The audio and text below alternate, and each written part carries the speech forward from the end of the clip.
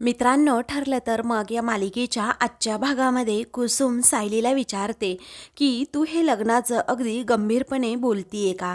त्यावरती सायली म्हणते, अर्थात कुसुमताई, कारण प्रियाने आमचा घटस्फोट आता घडवून आणला आहे म्हटल्यानंतर मला पुन्हा यांच्याबरोबर लग्न करावंच लागेल ना. आणि याशिवाय आमचं लग्न अगोदर कसं झालं होतं तुला तर सगळं माहीतच आहे ना. मेहंदी रंगली ना हळद लागली, पण आता मला सगळे विधी अगदी व्यवस्थित करायचे आहेत. त्यावेळी कुसुम म्हणते, सायली, तू स्वप्न मोठी बघतीयेस खरं, पण हे सगळे विधी कसे जमवून यायचे आणि मधुभाऊंना कळलं तर. त्यावेळी त्या दोघींसमोर खूप मोठा प्रश्न उभा राहतो. तेवढ्यातच मधुभाऊ आता तेथे येतात आणि रागातच जरा विचारतात, तो गडकरी वकील इथे आला होता, याच घरात आला होता का मग? कारण मला तो बाहेर दिसला, त्याच्या मित्राचा निरोप घेऊन आला होता की काय? त्यावेळी कुसुम आता जरा घाबरते आणि हळूच हो असं म्हणते. तेव्हा रागातच मधुभाऊ आता सायलीला स्पष्टपणे विचारतात, सायली, तुझं हे प्रकरण अजून किती दिवस चालणार आहे? मग आता सायली म्हणते, प्रकरण असतं तर मी हे कधीच थांबवलं असतं, परंतु आत्ता मी माझ्या आणि माझ्या नवऱ्याच्या नात्याबद्दल बोलतीये आणि हे नातं तरी कसं संपेल, असा ती थेट मधुभाऊंनाच आता प्रश्न विचारते.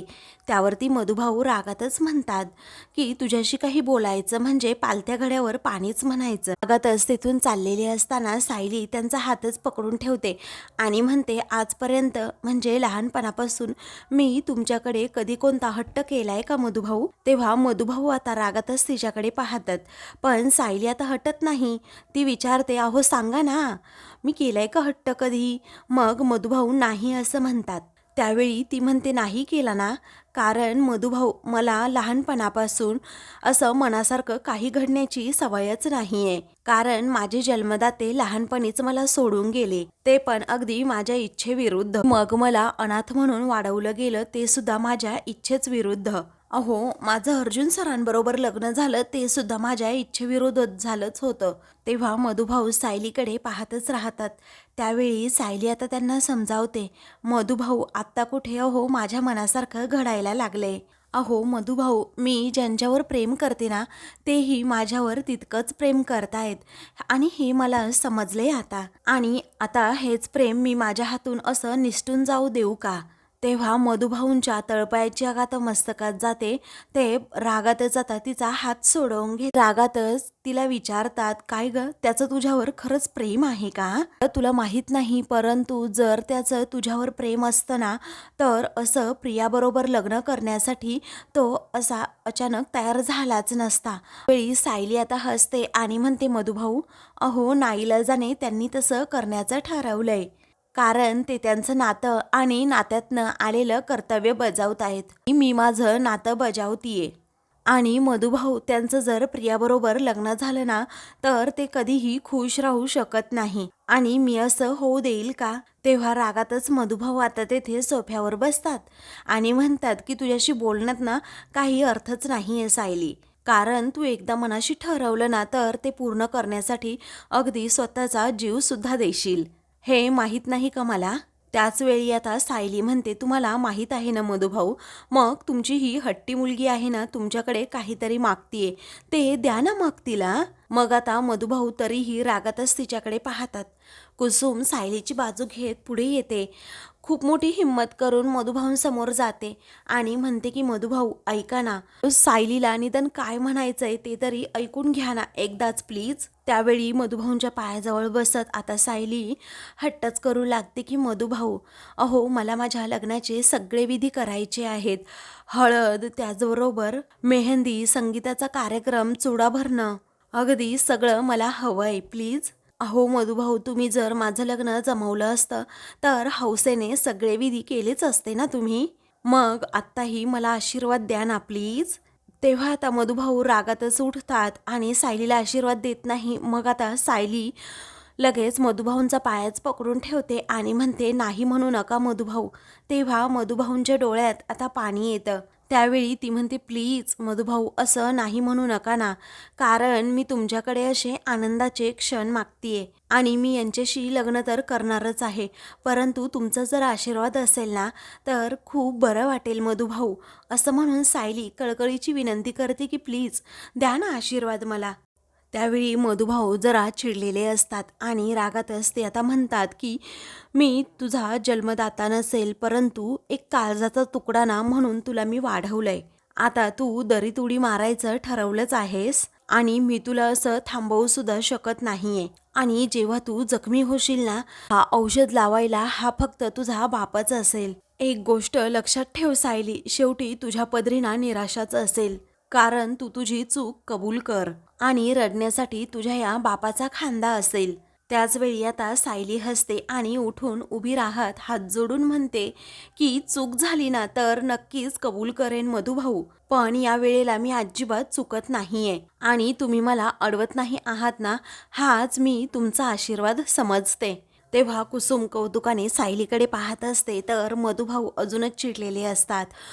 उगीच ही कशाला मोठी रिस्क घेते असं त्यांना वाटत असतं, कारण सुभेदारांनी ज्या प्रकारे सायलीला घराबाहेर हाकललेलं असतं आणि तिचा ज्या प्रकारे अपमान केलेला असतो ना, तेच मधुभाऊंना आता नको असतं आणि म्हणूनच ते चिडूनच चप्पल घालतात आणि बाहेर जातात. त्यावेळी आता सायली खुश होते आणि म्हणते, आता आपण मेहंदीच्या तयारीला लागूयात कुसुमताई. त्यावेळी कुसुम म्हणते, हो चालेल ना. मग पुढे आता सायली म्हणते, पण माझ्या मेहंदी अगोदर प्रियाच्या मेहंदीची आपण तयारी करू. तेव्हा आता कुसुम म्हणते, म्हणजे?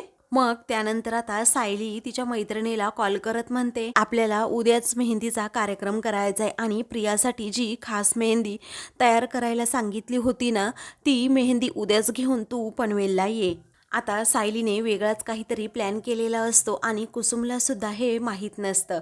त्यामुळे कुसुम आता सायलीकडे पाहतच राहते. आता सायलीच्या डोक्यात नक्की काय प्लॅन आहे हे कुसुमला सुद्धा माहीत नसतं. सायलीने आता एका मैत्रिणीला हाताशी धरून हा सगळा प्लॅन केलेला असतो. तर आता काही वेळाने आता प्रिया ही त्या चाळीमध्ये आलेली असते आणि विद्या कुठे आहे असं आता ती एका माणसाला तिथे विचारते, म्हणजे ती कुठे राहते. त्यावेळी आता विद्याचं घर तो माणूस दाखवतो. तेव्हा प्रिया रागातच म्हणते, निघ आता इथून. मग तो माणूस तेथून जातो आणि रागातच प्रियाकडे पाहतो. तेव्हा आता विद्या बाहेर ये असं आता प्रिया म्हणते. मग आता विद्या बाहेर आल्यानंतर प्रिया आता तिला जरा बाजूला घेऊन जाते, म्हणजे सायलीच्या घराजवळ, आणि तेथे गेल्यानंतर तिला मोठ्याने बोलायला सांगते की अगं तू मेहंदी आर्टिस्ट आहे ना. मग आता ती म्हणते, हो मी मेहंदी आर्टिस्ट आहे. त्यावेळी उद्या माझं मेहंदीचं फंक्शन आहे, त्यामुळे तुला उद्या माझ्या इथे माझ्या हातावर मेहंदी काढायला यायचं आहे, चालेल ना. मग आता विद्या म्हणते, हो चालेल. तेव्हा मी कुणाची बायको होणार आहे तुला माहीत आहे का? त्यावेळी विद्या म्हणते, नाही माहीत. मग आता प्रिया म्हणते, मी अर्जुन सुभेदार यांची बायको होणार आहे. कुणाची बायको? तेव्हा विद्या म्हणते, अर्जुन सुभेदार यांची.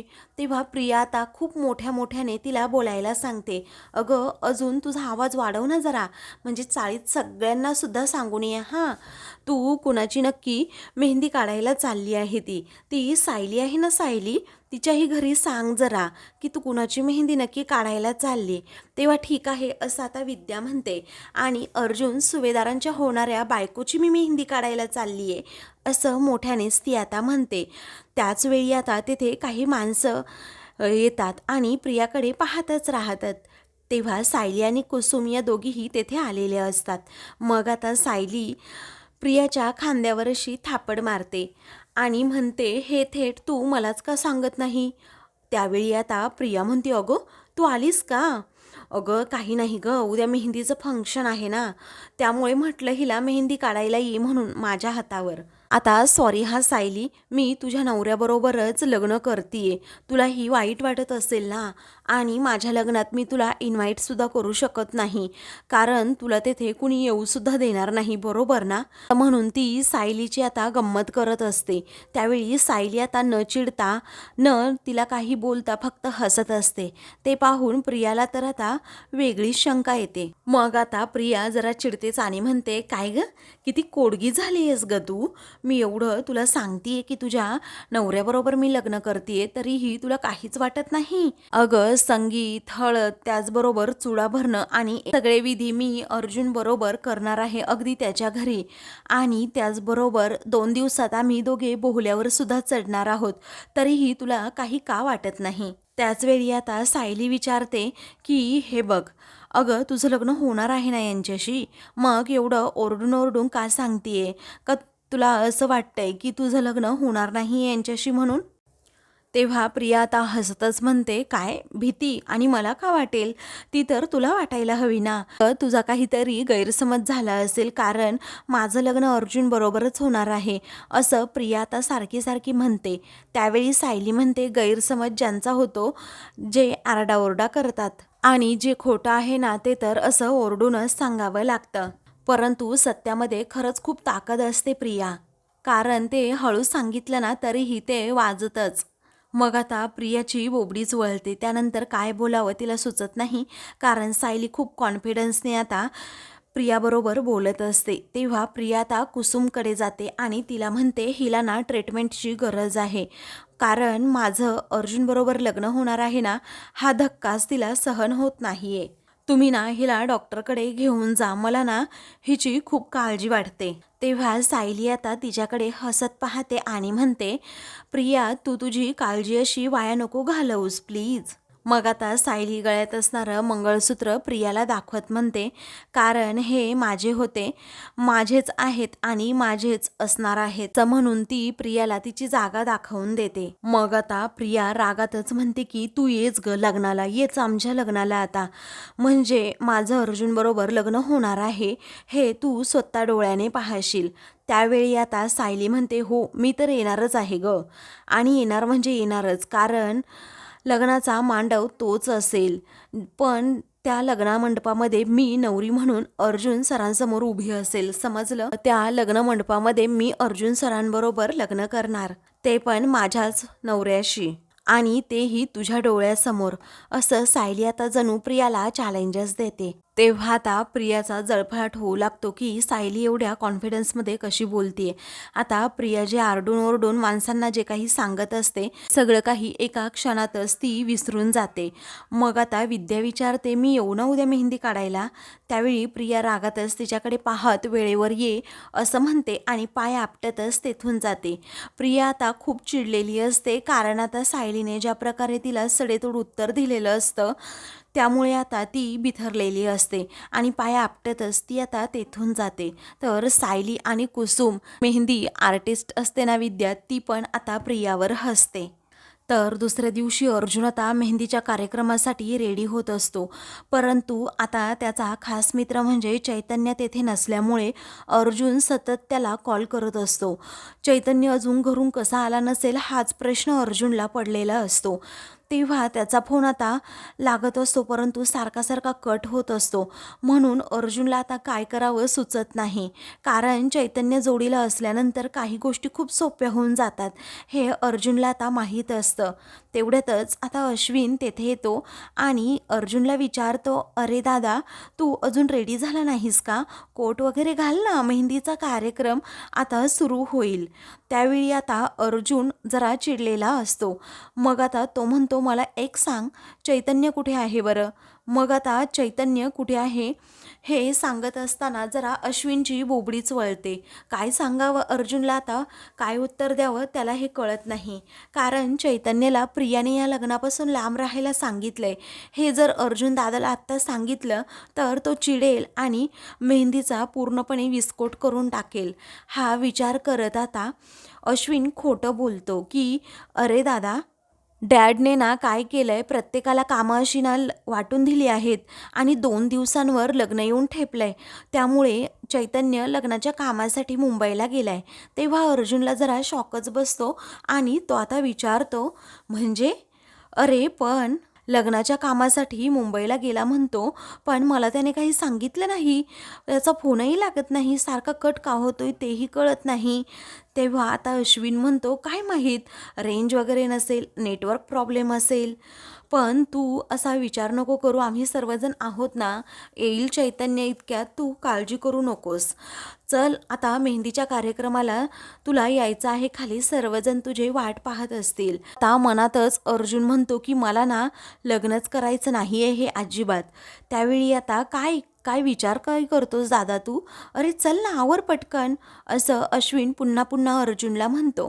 त्यावेळी आता अश्विन पुन्हा एकदा त्याला म्हणतो की हे बघ, तन्वीने मेहंदी आर्टिस्टला बोलवलं आहे आणि तन्वीच्या नावाची मेहंदी तुझ्या हातावर रंगणार आहे.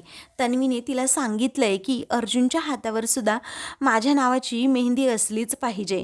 अर्जुनच्या तळपायाची आघात मस्तकात जाते. तेव्हा तो आता खूपच चिडतो आणि मनातच विचार करतो, माझ्या हातावर तन्वीच्या नावाची मेहंदी कधीच रंगू शकत नाही. मग आता अश्विन तेथून गेलेला असतो. तेव्हा अर्जुन आता काहीतरी विचार करतो. तेथे असणारा काचेचा ग्लास तो हातात घेतो आणि त्याला आता सततचं अश्विनचं बोलणं आठवतं की तन्वीच्या नावाची मेहंदी तुझ्या हातावर रंगणार, तन्वीच्या नावाची मेहंदी तुझ्या हातावर रंगणार. तेव्हा काचेचा ग्लास असा हातात घेऊन अर्जुन जोरात असतो आता असा दाबतो. त्यामुळे आता तो ग्लास फुटतो आणि त्याच्या काचा सगळीकडे पडतात. त्याचबरोबर अर्जुनच्या हातातून रक्तसुद्धा आता खूप येत असतं, कारण आता अर्जुनने जो ग्लास फोडलेला असतो ना, त्यामुळेच त्याला खूप मोठी जखम झालेली असते. त्याच्या हातातून खूपच रक्त येत असतं. आता त्याला जरा बरं वाटतं, कारण तन्वीच्या नावाची मेहंदी माझ्या हातावर रंगणार नाही. म्हणून तो आता गालातच हसतो आणि त्या हाताकडे पाहतच राहतो, कारण प्रियाचा नामोनिशाणसुद्धा त्याला असा जवळपास नको असतो. सायलीच्याच नावाची मेहंदी त्याच्या हातावर काढायची असते आणि त्याचं तेच स्वप्न असतं. परंतु त्याचा आता स्वप्नभंग झाल्यामुळे तो दुसऱ्या कोण्या नावाची मेहंदी आता हातावर अजिबात काढून देणारच नसतो. तर दुसरीकडे प्रिया आता मेहंदी आर्टिस्ट म्हणजे ती विद्या कधी येते तिची वाट पाहत बाहेरच उभी असते. तिच्याबरोबर अस्मितासुद्धा असते. तेव्हा आता ती लवकर न आल्यामुळे प्रियाची खूपच अशी चिडचिड होऊ लागते. त्यावेळी आता अस्मिता म्हणते, अगं तिला एकदा कॉल कर ना. मग आता ती इतक्यात यायला नको का, किती वेळ लावला या मुलीने, असं प्रिया आता रागातच म्हणते. मग कल्पना म्हणते, अगं मुलींनो येईल ना ती, का तुम्ही एवढं टेन्शन घेताय. तेव्हा आता तन्वीताई मी आले असं म्हणून आता विद्या तिला म्हणते. तेव्हा ये, अगं आत्ताशी उगवली का तू, किती वेळ झालं, तास झालाय मी तुझी वाट पाहत बसली आहे, असं म्हणून आता प्रिया तिच्यावर जरा ओरडतेच. तेव्हा आता पुढे आल्यानंतर विद्या म्हणते, सॉरी हां, यायला ना मला जरा थोडा उशीरच झाला. तेव्हा आता प्रिया म्हणते, काय उशीर झाला, लवकर यायचं तर, किती वेळ झाला वाट पाहतीये मी, असं म्हणून तिच्यावर ती चिडते. त्या अस्मिता विचारते, काय ग मेहंदीचे कोण कुठे आहेत. मग आता मेहंदीचे कोण असं म्हणून ती म्हणते, पहा त्यांच्याकडे आहेत. तेव्हा आता कोण आलंय असं आता प्रिया विचारते. प्रिया तर एकदम नटून थटून तेथे उभी असते. त्यातच आता अद्वैत हा तेथे येतो. अद्वैत आल्याबरोबर कल्पना म्हणते, अरे अद्वैत ये ये, किती दिवसांनी येतोस. तेव्हा तो म्हणतो, काय आहे ना, माझ्या मित्राचे आता लग्न आहे म्हटल्यानंतर मला यावंच लागेल ना, आता तुम्ही एवढं आमंत्रण दिलं आहे म्हटल्यानंतर.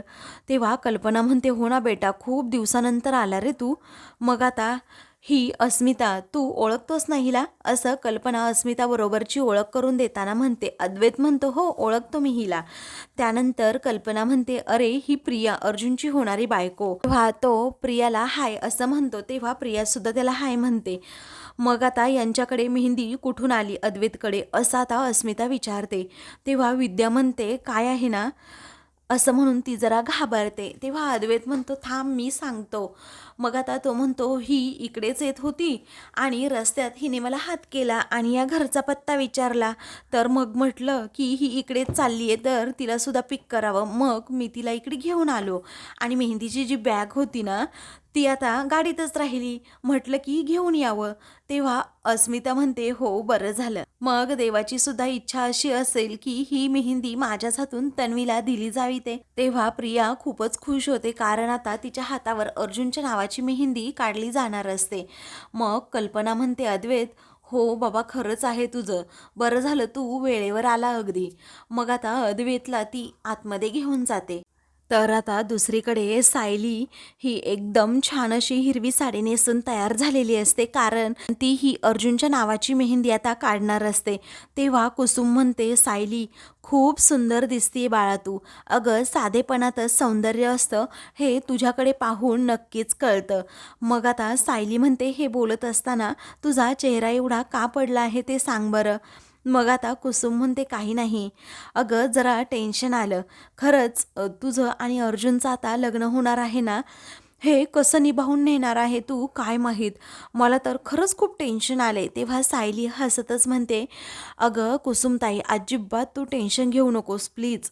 मग तेवढ्यातच आता तेथे कला येते. तेव्हा कला आल्याबरोबर सायली तिला घट्ट मिठी मारते आणि विचारते, अगं काय, किती वेळ, किती दिवसातून आली मला भेटायला.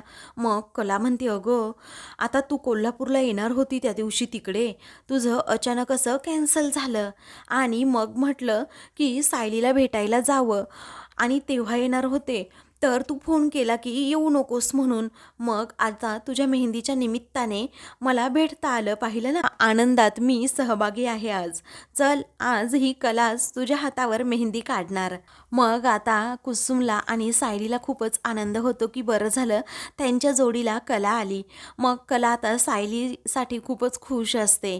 तेव्हा आता कुसुम विचारते, काय गं, आमच्या सायलीला तू आता साथ देणार ना. मग आता कला ही कुसुमचा हात हातात घेत म्हणते, अर्थात कुसुमताई, नक्कीच मी तुमच्या सायलीला साथ देणार आहे. तिची साथ शेवटपर्यंत सोडणार नाही. अगं कुसुमताई, तू आईला हिची लव्ह स्टोरी सांगितलीस आणि मग आईने मला सांगितली आणि मग तेव्हाच मला वाटलं की सायली आणि अर्जुन कधी म्हणजे कधीच वेगळे असे व्हायलाच नको. मग आता सायली म्हणते, मलाही अर्जुन सरांपासून कधीही वेगळं व्हायचं नाहीये आणि म्हणूनच तुझी मदत घेतली ना, त्यावेळी म्हणूनच मी तुझ्या मदतीसाठी आले ना, असं हसतच कला म्हणते. मग आता कुसुम म्हणते की अगं तू उभी का, बस ना बस, मी तुझ्यासाठी पाणी घेऊन येते. असं म्हणून कुसुम आता लगबगीने पाणी आणायला जाते. मग आता कुसुम तेथून गेल्यानंतर कला म्हणते, सायली बरं, अगं आपलं ठरल्याप्रमाणे ना मी आणि अद्वैतने प्रियासाठी खास मेहंदीसुद्धा तयार केली आहे, शेन स्पेशल मेहंदी. असं म्हणून ती आता सायलीकडे पाहून हसते. तेव्हा आता सायली खूप हसते आणि म्हणते, काय, शेन स्पेशल मेहंदी. तेव्हा ती आता कलाला थँक्यू, थँक्यू सो मच असं म्हणते. मग आता थँक्यू म्हणू नको ग असं कला म्हणते, कारण त्या प्रियाला चांगली अद्दल घडवायला आणि तुझा व अर्जुनचं जमवायला हे कला आणि अद्वैत दोघेही खमके आहेत. असं म्हणून ती सायलीला प्रॉमिस करते की तुझं लग्न अर्जुन बरोबरच होणार. तेव्हा ठरलं तर मग असं म्हणून दोघीही एकमेकींच्या हातात हात मिळवतात आणि खूपच खुश असतात. आता मित्रांनो, पुढील भागामध्ये कला ही सायलीच्या हातावर आता मेहंदी काढत असते. तेव्हा सायलीला खूप आनंद होतो, कारण अर्जुनच्या नावाची मेहंदी ती तिच्या हातावर काढत असते. दुसरीकडे अर्जुन बिचारा उदास असतो. अद्वैत त्याच्यासोबत असतो. अर्जुन अद्वैतला आपली करुण कहाणी सांगू लागतो की माझं फक्त आणि फक्त सायलीवर प्रेम आहे. हे लग्न मी फक्त पूर्ण आजीसाठी करतोय. माझं सायलीवर प्रेम आहे आणि कायम राहणार. मग आता अद्वैत अर्जुनला प्रॉमिस करतो, असं असेल ना तर अर्जुन ऐक, ही तन्वी ना कधीच तुमच्या प्रेमाच्या आडे येणार नाही, हा शब्द मी तुला देतो. अर्जुन हा खुश होतो आणि अद्वैतकडे पाहतच राहतो. तर आता मित्रांनो, अशाच मालिकेंचे पुढील भाग पाहण्यासाठी चॅनलला सबस्क्राईब करा.